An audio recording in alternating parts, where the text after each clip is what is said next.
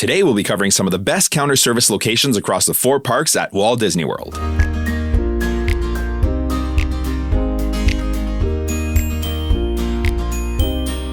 Hello and welcome to the Let's Go to Disney podcast. I'm your host Oliver. Today is Sunday, October 15th, and you're listening to episode 6, Best Counter Service Locations in the Parks.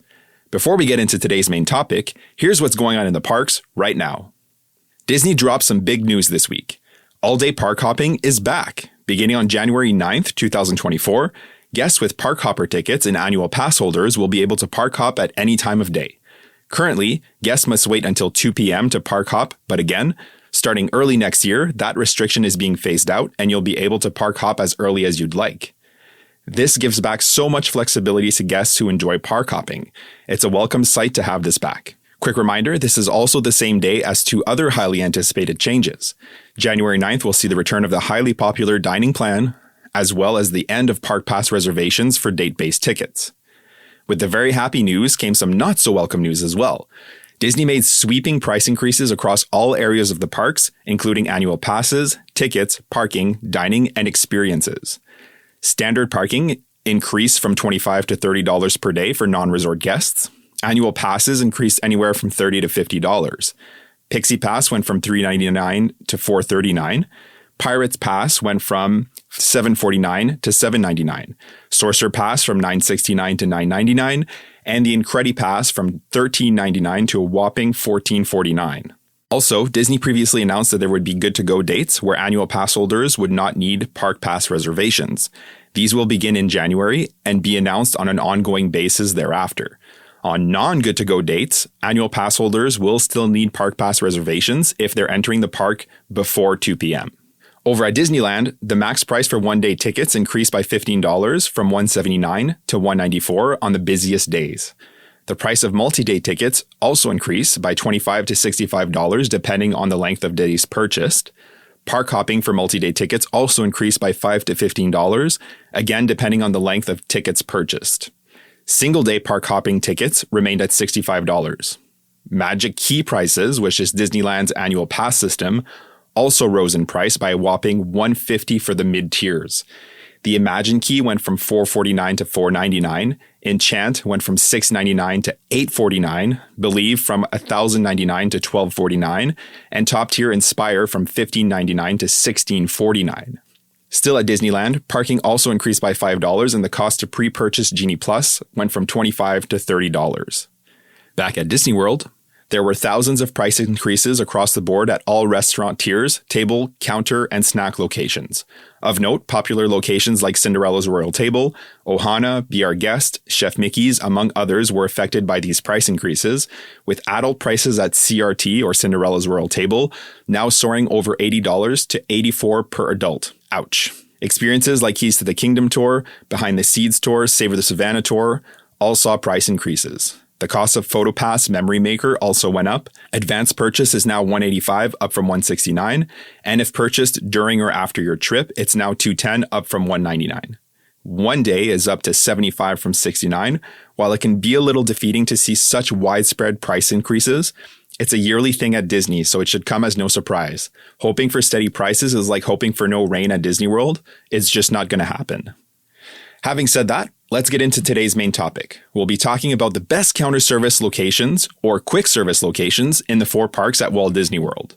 So if you don't know, Disney classifies their restaurant offerings by name, and those are table service or counter service restaurants.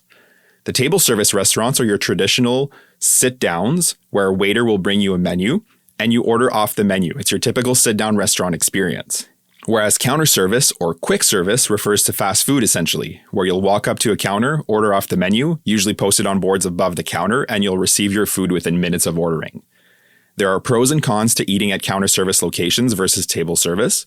Typically, but not always, you'll find better food at table service restaurants. Also, you'll typically be seated in an air-conditioned dining room, and your dining experience will probably take at least an hour out of your park day. And of course, it will almost always be more expensive. Counter service locations, food quality is usually not as good. Again, there are some exceptions here. Also, not all dining areas are indoors. You could be outdoors in the heat, or you may be fighting to find a seat at all, depending if you're eating at the busiest times of day. A big pro, though, is that you can be in and out. Grab your food, have a quick bite, and off you go to whatever you have planned next. Also, it's usually less expensive than eating at a table service restaurant, so you're more likely spending a little to a lot less money to eat at a counter service restaurant. Again, depending on what you and your party have planned, this could be exactly what you're looking for. There are some really solid eats at the counter service restaurants in the parks. You can definitely find better options than your typical hockey puck burgers and fries if you know where to go and what to order at these locations. Ideally, your park days will be made up of a blend of counter service and table service restaurants. You don't want to chew up your entire day sitting at multiple table service restaurants. Not to mention that's a lot of food, and it will be real expensive real fast. Your needs will be different at different times, so it's good to mix it up. When it comes to counter service locations, again, a big pro in my opinion is that it can be quick.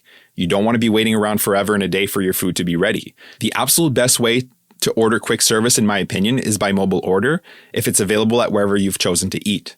From the My Disney Experience app, if you hit the little plus in the middle of the menu bar at the bottom of your screen, it'll open up a few options. The second option from the top is order food. From here, you can select which park you're located in or which park you plan on being at later. From there, you select which dining location you want to order from and what your return time will be to pick up your order. If they have times available now, you can order and have your food available really quickly. During busy park days and at busier counter service restaurants, these return windows will show you the earliest available time to pick up your food, and it could be later in the day depending again how busy the day is or how busy the restaurant is. Once you've selected the items you want to order, you make your purchase. Once that's done, when your window opens, or if you selected now, you'll see a button marked "I'm here, prepare my order." And you'll get a notification when your order is ready. This doesn't usually take very long, so make sure you're actually close to the restaurant when you're asking them to prepare your order. If there are multiple counters, it'll tell you which counter to go to. You'll show the cast member at the counter your order number on your device, and off you go. Now, given that you're a savvy traveler and you're listening to this podcast, I'm going to give you the insider scoop to make sure you get the return window you want at the most popular quick service locations. I'll give you an example to put this trick into the context of a park day. Woody's Lunchbox in Toy Story Land at Hollywood Studios is always really busy, and it's one of those places that the now return window is not always available on busy park days. So early in the morning, you can search Woody's Lunchbox in your My Disney Experience app and press the button marked Select Arrival Window. From here, you'll see the available times for the day, and you can select the more in-demand times like noon, for example. You can purchase your order now. That way, when you plan on being near Woody's Lunchbox later, when you're ready to eat, all you have to do is hit "I'm here, prepare my order." And voila, lunch is served, and you're not going to be disappointed that the return windows are 90 minutes out because everyone is trying to order at the same time. Now, not all locations require this level of planning. So this is not something you have to constantly do everywhere you eat on your trip. I don't want you to feel bound by that, especially if you're not super tied to any one place to stop for eats. But let's say you really wanted a lunchbox tart from Woody's, and you have to have that around lunchtime when you know you'll be in that area of the park. You might as well guarantee your return window early in the day so that you can set and forget and you'll be ready to enjoy your meal when the time comes. Another thing to note, not all counter service locations have mobile order. More and more are popping up all the time, but some restaurants don't have it. The easiest way to find out is to look up the place you want to eat at on the My Disney Experience app, and it'll tell you if mobile order is an option there. To be honest, I'm shocked that more people don't use mobile order. It's surprising the amount of people I see waiting in forever lines when there are now available times in the My Disney Experience app. It's definitely getting more widespread and more people are using it. A couple of years ago, it still seemed like a well-kept secret, but there's definitely more people that could and should be using it that don't. So it can and will still save you time when you're in the parks. And let's face it, there are enough queues without having to wait in queues for food when you don't have to. Quick note here before I start getting into these counter service locations. Today I'll be covering the counter service restaurants that serve up full meals. Your more traditional counter service locations, you could say. Fair warning for my listeners who have favorite snacks and eats that won't be covered in this episode. Have no fear, I will revisit the best snacks in all the parks in a future episode. Now, having said that, let's get into some of the best counter service locations in each of the 4 parks. We'll kick things off at Magic Kingdom. So I know I've said this before, but Magic Kingdom doesn't have the best reputation when it comes to food, specifically table and counter service locations. However, there's a few places and more specifically some menu options that stand out that some people, if not all people in your party should find enjoyable. First up, there's Casey's Corner. It's located on the left side of Main Street, USA, when you're facing the castle. It's all the way at the end across from the Plaza Ice Cream Parlor. The cast members here are dressed in baseball uniforms, which I find super fun. The location serves up hot dogs, and they will have special seasonal options as well, so keep an eye out for those depending on when you're visiting. They also have corn dog nuggets here that are fan favorites. I enjoy the frozen mint julep lemonade here. It's always refreshing on a hot park day. Prices here are on the low end, with most hot dogs priced between $10 and $15, depending on the size and toppings. Obviously, you do have to love hot dogs and corn dogs if you plan to eat here. It is an iconic spot on Main Street, USA, so definitely worth a stop. Next up, we're heading to Columbia Harbor House. This counter service restaurant is located in Liberty Square, not far from the Haunted Mansion attraction. The restaurant often comes up in conversations as one of the best counter service restaurants in Magic Kingdom, and for good reason. The restaurant has a nautical and turn-of-the-century America theme and serves up various fish and chicken options. They have some delicious options here, and what I like as well is that there's some healthier options on the menu, not just the fried stuff. In terms of healthier options, you've got things like the grilled shrimp skewer or grilled salmon, served with rice and green beans, as well as a decent mixed green salad. Otherwise, you've got the lobster roll, which is actually really good, as well as the Sea Captain's fish sandwich. I also like the trio platter, which comes with fried shrimp, chicken strips, and battered fish, served with hush puppies as a side. That's a perfect option for sharing, and it's only $14. They also have kids' meals here, with healthy shrimp and fish options, or the fried stuff, depending on what your littles enjoy. A lesser-known fact about this location is that it does have seating on the second floor. Not many people know about this or venture upstairs, so to get a bit of downtime away from the hustle and bustle, I suggest you take your tray up there. Trust me, you'll thank me later. Another thing to note as well, not just for this location, but all counter service locations, the portions can be pretty big, so you can definitely share them, or you can also order off the kids' meal instead. You don't need to have kids with you to order a kids' meal. If you plan on eating less and saving a little money, that's certainly a good way to go. Next, we're going to Pecos Bill, Tall Tale Inn and Cafe over in Frontierland, near where Splash Mountain or Tiana's Bayou Adventure is located. This location is themed to an Old West saloon and serves up some Mexican and Southwest options. Here you'll find fajitas, rice bowl, nachos, tacos, as well as Angus burgers. This is a good place to stop to grab something that differs from your standard chicken tenders and fries options. It's also on the lower end as far as price goes, with all menu items being $15 or less. Like I said, if you're wanting a smaller portion or to save a few dollars, you can order from the kids' menu here as well. Another good counter service option is Pinocchio Village House. This restaurant is located in Fantasyland, right next to It's a Small World attraction. This restaurant's theming is inspired by Pinocchio. On the menu here, you'll find a variety of flatbreads. They can be hit and miss, but I have had decent flatbreads here. They do tend to rotate at times too, so check out the menu when you're on property to see if there's one that piques your interest. There's also just a pepperoni flatbread on the kids' menu and chicken tender options as well. It is something different than your regular fried option, so that's something to consider if that interests you and your party. The best part about this restaurant, though, is that it gives you views of It's a Small World attraction, and you can wave to the guests on the boats. This restaurant also has a second story, and just like Columbia Harbor House, it's not as crowded and less people know about it. There's actually a patio up there with just a few tables with good views of the castle. It's definitely worth going up there and seeing if these tables are available. Still in Magic Kingdom, we're going to Sleepy Hollow. Now, I almost didn't mention this one because it's definitely more of a snack location rather than a full-blown counter service location. However, it's home to one of my favorite meals in all of Disney World, so I had to mention it. So Sleepy Hollow is right across from Ye Olde Christmas Shop and to the left of the castle when you're facing it head on. It's a small location and has no indoor seating, just a walk-up counter with a few outdoor tables. Pro tip, it does take mobile orders, so definitely take advantage of that. The menu here is very limited, but the reason you're likely coming here at all is for those waffle sandwiches. So they have a fresh fruit waffle sandwich here. It's served with strawberries, bananas, blueberries, and chocolate hazelnut spread, which is basically Nutella, folded in half like a sandwich, and man, oh man, is it ever delicious. If you like waffles, fruit, and Nutella, you're gonna love this.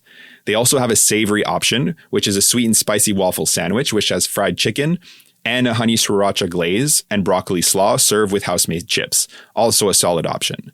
They do serve Mickey waffles here for breakfast, so if you're in need of a Mickey waffle fix or to please the littles in your party, this is a good stop to make. All right, we're switching parks now and heading to Hollywood Studios. There's some good counter service locations in this park, so let's dive in. We're kicking things off at Backlot Express. This counter service restaurant is located between Star Tours and Indiana Jones Epic Stunt Spectacular. It's themed to a Hollywood backlot and features indoor and outdoor seating. In terms of menu options here, you've got some variety. They have your standard offerings like burgers and chicken tenders, as well as a Cuban sandwich that's pretty good, and a couple of Southwest salad options, as well as a teriyaki chicken bowl. They also have a few cocktails and beer options here to enjoy with your meal for the 21 and over crowd. For dessert, it's definitely worth grabbing the Wookiee cookie. This treat is 2 oatmeal cookies sandwiched together with vanilla cream filling garnished with a chocolate sash just like Chewbacca's. It's a cute and delicious treat. And you know what? It's worth a stop just for this treat alone. Next up, we're going to ABC Commissary. Once upon not so long ago, ABC Commissary didn't have the best reputation, but I definitely think they've upped their game and there are some good options on the menu at this counter service restaurant. It's located to the left of Mickey and Minnie's Runaway Railway, beside Sci-Fi Dine-In Theater, and across the way from Frozen's Sing-Along. The location's theming is inspired by an ABC studio. There's a decent menu here with a variety of options like the shrimp tacos, club sandwich, Mediterranean salad, buffalo chicken sandwich, among a few others. The best part is that there's a lot of indoor seating and it's air conditioned, so that's definitely a plus. We had lunch with our kids here on our most recent trip and we enjoyed it. It's a good spot to grab some food and slow down for a beat with some AC. Next, we're heading to Black Spire Outpost on the planet Batuu, also known as Star Wars Galaxy's Edge, for specifically Docking Bay 7 Food and Cargo. This location is not far from the Millennium Falcon across from Doc Ondar's Den of Antiquities. If you're not familiar with Galaxy's Edge, it's pretty much right in the middle of everything in the center of the land. This counter service location serves up otherworldly eats that are fun for the whole family. The menu items will have fun names, but it will be food you recognize. There's a Batuan beef stir fry, which is really just a beef stir fry, fried Andorian chicken tip yip, which is fried chicken with house-made mac and cheese and roasted veggies. There's also pork ribs, a tuna poke bowl, and a chicken salad. They do have fried chicken and mac and cheese for the littles here. Another thing to note, Ronto Roasters serves up the popular Ronto wraps, but they close earlier in the day, usually around 3 p.m. or so. After this, you'll be able to find these wraps at Docking Bay 7 on the dinner menu. So don't despair if you were hoping for a Ronto wrap and find that location closed. You can catch them here at dinner time. On that note, Ronto Roasters is just around the corner from Docking Bay 7. This counter service location is where you'll find those Ronto wraps like I was saying. It opens early and it serves up the Ronto morning wrap, which has eggs, grilled pork sausage, shredded cheese, and peppercorn sauce. Then for lunch, they have the standard Ronto wrap, which has roasted pork, grilled pork sausage, peppercorn sauce, and tangy slaw. They do have a couple of other options on the menu as well as a few cocktails. Like I said, this location usually closes around 3 p.m. After that, you can get your Ronto fix at Docking Bay 7. Next, we're going to Fairfax Fair. This counter service restaurant is located on Sunset Boulevard, at the further end closest to Tower of Terror. A couple of years ago, I wouldn't even be mentioning this place at all, because realistically, it wasn't the best and there are much better options in the park. Having said that, last year they brought in these waffle bowls filled with savory options and they're actually really good, so I do think it's worth a stop to try these nowadays.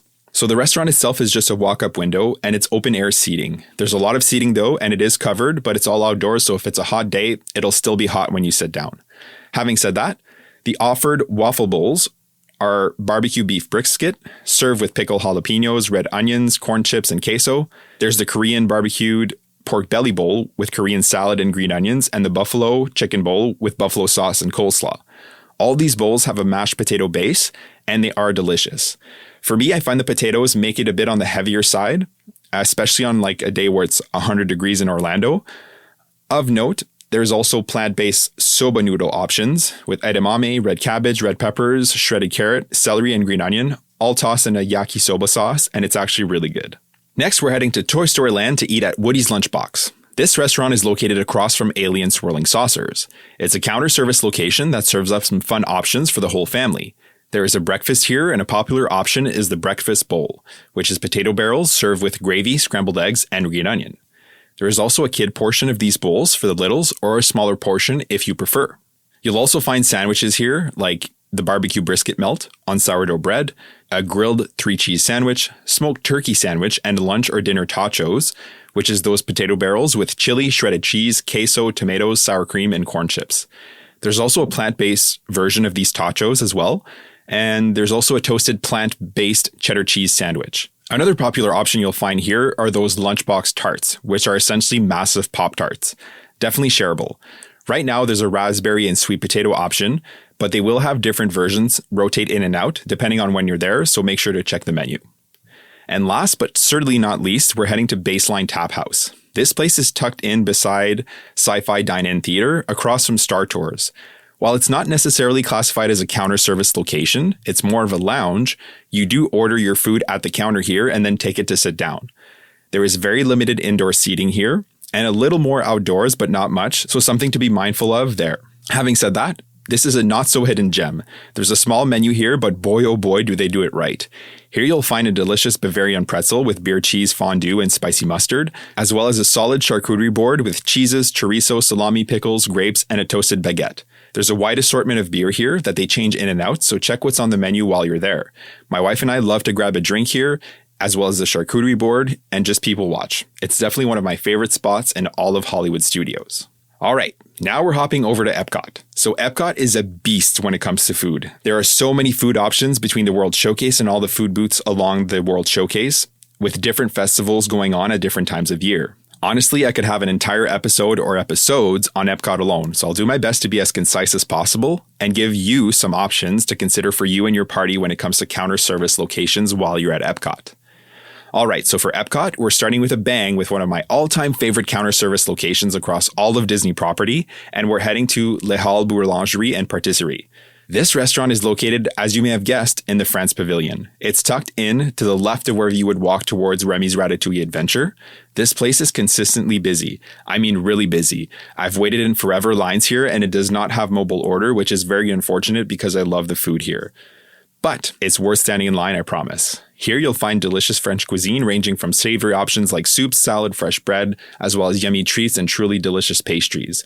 I highly recommend the ham, cheese, and bechamel croissant, among other savory options. The lobster bisque in a bread bowl is phenomenal. The croque monsieur, which is essentially ham, cheese on a toasted delicious bread. There's quiche and cheese plates. Honestly, I've never had anything bad here. On the sweet side, there's endless options. A beignet filled with chocolate and hazelnuts, pain au chocolat, which is essentially a chocolate croissant, chocolate eclair, creme brulee, macaroons. Take your pick and you'll be happy. I can almost guarantee that. A stop here is 100% worth your time and money, in my opinion. Next up, we're heading to the American Pavilion for Regal Eagle Smokehouse. You can't miss this one if you're in the pavilion. This counter service location serves up delicious barbecue options. There is a nice indoor seating area that I find very appealing. It's a nice spot to relax and recharge for a bit. There is also a nice outdoor seating area if the weather is nice. In terms of the menu items, you've got some stellar options. Dry rub pork ribs, sliced brisket sandwich, smoked chicken, burnt ends. They also have a good onion rings here, as well as other sides. There's also chicken tenders and mac and cheese on the menu for the littles or pickier eaters. There's a rotating selection of American beers and ciders, as well as the Tennessee lemonade, which is quite tasty on a hot day around the World Showcase. Next, we're heading to the Germany Pavilion for Summerfest. This walk-up counter location is in the heart of the pavilion. It has a small menu, but what it does have is solid.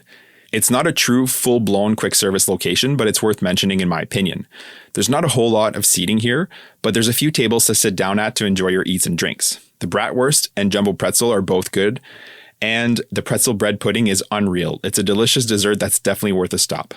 Wash it down with the Schafferhofer, pardon me if I mispronounced that, grapefruit beer. Even if you're not a beer fan, it's so light and fruity that I think most people will enjoy it. It's one of my go-to stops along the World Showcase. If the last location only had a couple options, you have a ton of option at this next location, which is Sunshine Seasons inside the Land Pavilion. This location has a ton of seating and a wide variety of menu options that are sure to please everyone in your party. Among the menu options, there are also grab-and-go options like sandwiches, salads, and fruit cups. At the counter service, there's oak grilled rotisserie chicken, which is pretty good, stir-fried chicken, tacos, pizza rolls. There are also some plant-based and fish options as well. For dessert, the key lime parfait is pretty good, as well as the turtle brownie, definitely an underrated treat. This is definitely a good stop for the whole family. La Cava del Tequila is another location that is more of a lounge than anything, but it's definitely worth a stop. Located inside the pyramid at the Mexico Pavilion, this is a popular spot and the seating is very limited, so if you want to sit down, you may have to wait or get there right when it opens. Or you can always take your margaritas to go. They have some really unique and tasty drinks here, and if you sit down, I recommend the chips and guac and queso if it's on the menu. It's one of my favorite places to grab a drink and a quick snack, especially on a scorcher day walking around the World Showcase. Next up, we're going to Connections Eatery. This massive space is located in World Celebration, not far from where the Guardians of the Galaxy ride is located. It also shares a space with Connections Cafe, which is Epcot's Starbucks location. This location is huge, bright open space with lots of indoor seating. On the menu, you'll find dishes inspired by French, Italian, and Asian cuisine.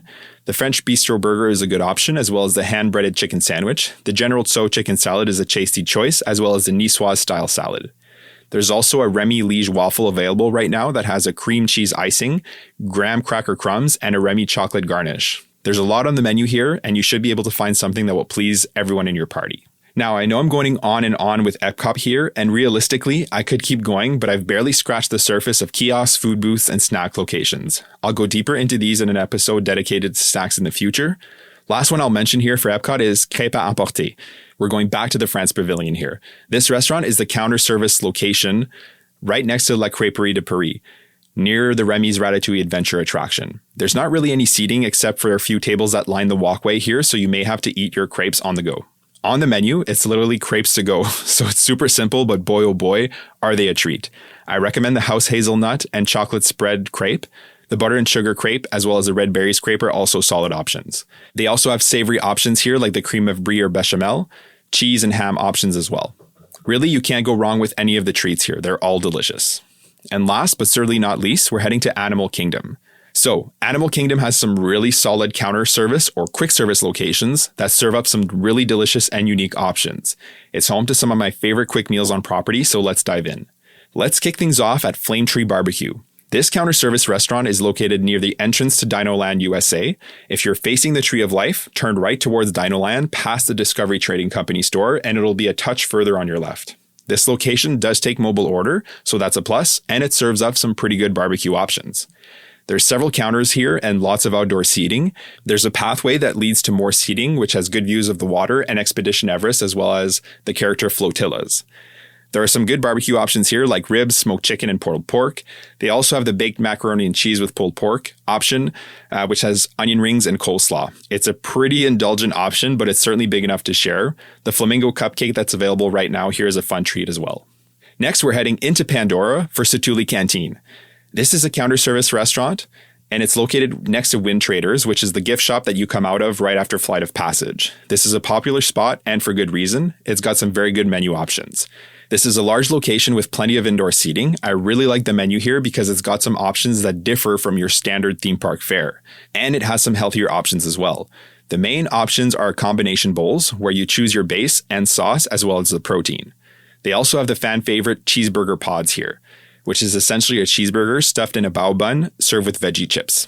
This is a go-to for our family. We love these. Pro tip, get some kind of sauce, whatever you fancy to dip your bao bun into.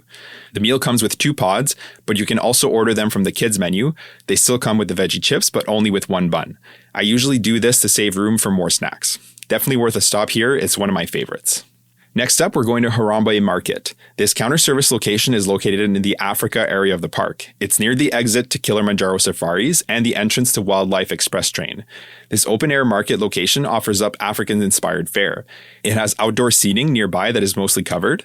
The location added new menu items this week that I have yet to try, and I'm so excited to get back there. New on the menu are a chicken, shrimp, or combined chicken and shrimp rice bowl. These have a jollof rice with tomato salad and tzatziki sauce. Disney Parks blog shared photos, and it looks delicious. Aside from that, there's a new beef and lamb kofta pita, which also looks delicious, served with house-made chips. They also added a mango passion fruit cheesecake that is visually very pretty and also looks delicious. I'm a sucker for cheesecake, so I'll definitely be trying that. If you're looking for a counter service location with more standard options in Animal Kingdom, then you'll want to head to Restaurantosaurus. That's a mouthful. This is located in Dinoland USA. Keep right when you enter the land, and that's where you'll find this place. In terms of menu options, you'll have the most accessible menu options like burgers, hot dogs, chicken nuggets, and sandwiches, as well as a couple salads. They do have a fun rotation of dessert options here that can be worth a stop for that alone. Right now, they're offering the Encanto cupcake, which again is visually very appealing and also tastes great. I just want to quickly mention a walk-up window location that serves up a really tasty option. So Mr. Kamal's is located along the pathway between Africa and Asia. You should stop here for one and one reason only, the seasoned fries. If you're craving good French fries, this is the place to go. They're served with sriracha mayo, and it's definitely an underrated eat in Animal Kingdom. I guess it's technically more of a snack, but I digress. So, as you can see, there's lots of counter service options and many that I did not mention here. Not only that, but there's also a ton of kiosks and snack locations that I will be covering in a future episode. Hopefully, this is a good starting point for you and your party to narrow down some of the counter service locations that you'd like to try during your trip. The more aware you are of your options going in, the more prepared you'll feel when you're actually in the parks. With that said, thank you so much for joining me today to talk Disney dining. To make sure you don't miss any future episodes, make sure to subscribe to the podcast. I would also love it if you could take a moment to rate and review the show. This helps us reach more listeners, and I love the feedback. Make sure to follow us on Facebook and Instagram for much more magical content. The link tree in the show notes will take you to all our socials. Have a great day, and we'll see you real soon.